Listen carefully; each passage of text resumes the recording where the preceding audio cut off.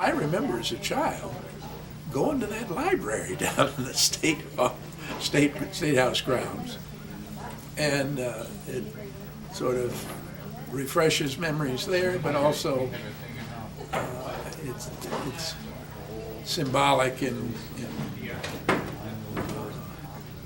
seeing come to fruition other projects that remind us of the past. It's wonderful. It's wonderful.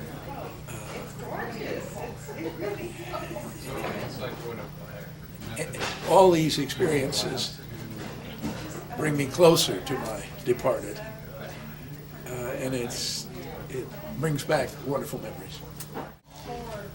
Connie, my wife, assumed responsibility for the archives of the Menninger Foundation in the 1990s. And as she took an inventory of what was there, she noticed the stained glass window. It actually is the one, like the one behind me, but one devoted to history. And she was curious how that got in the archives.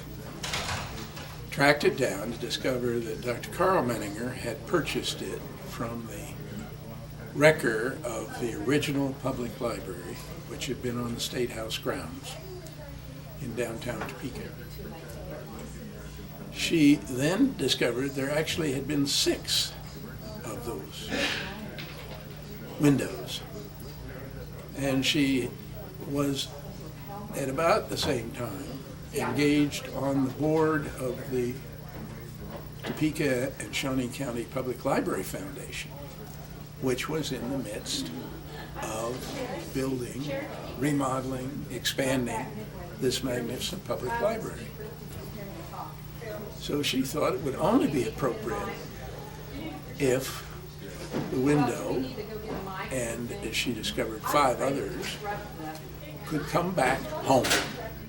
And then Connie, in her sometimes accidental discovery, other times careful sleuthing, discovered that 3 of the windows were actually purchased by Stauffer Publications and were down in the cafeteria of the Capitol Journal building. And a 4th had been purchased by a former business manager of the Capitol Journal and given to his son, who was up in Michigan. And the final one had been purchased by realtor Frank McGrew and in his home. And she was able to get Stauffer Communications, successor, to donate their 3, and to get Mrs. McGrew, upon the death of Frank McGrew, to give the window that he had. And then we pursued the son of Maury Nuss, who was the Capitol Journal business manager in the past. And initially, he did not want to give up the window. But after he died, his estate was willing to have it returned. And so we were able to facilitate that and bring all the windows back together.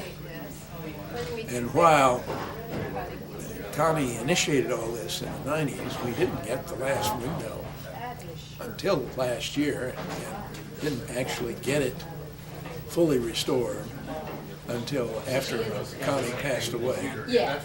But I know she would be thrilled that they're all back in the library.